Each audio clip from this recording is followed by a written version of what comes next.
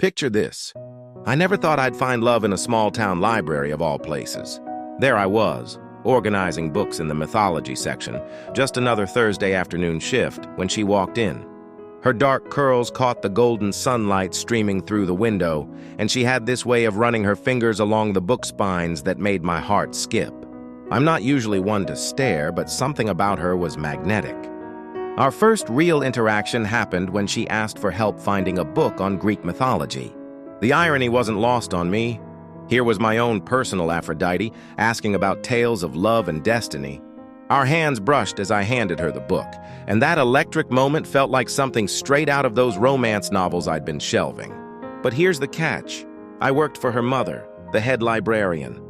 Mrs. Thompson was old school, traditional to her core, and definitely not ready for her daughter to fall for another woman, let alone an employee.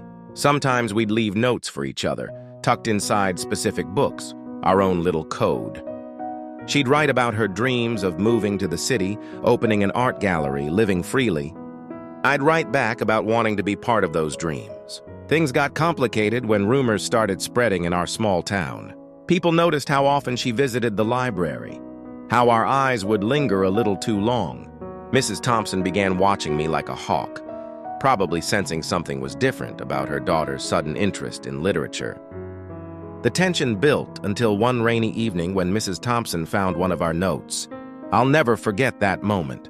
The look of realization on her face, the sound of thunder outside, the way my hands trembled as I tried to explain. But here's where our story takes an unexpected turn. Instead of the explosion we feared, Mrs. Thompson sat down and told us about her own forbidden love story from decades ago. How she let fear and society's expectations keep her from following her heart, and how she'd regretted it ever since. Sometimes love finds you in the most unexpected places, between pages of ancient myths, under the watchful eyes of those we fear will judge us most, in the quiet corners of a small-town library. And sometimes the people we think will stand in our way become the very ones who help us write our own happy ending. Now, when I look across our bookshop, yes, we opened our own, I see her arranging displays with the same grace that captured my heart that Thursday afternoon. And I know that some love stories are worth every risk, every whispered conversation, every racing heartbeat.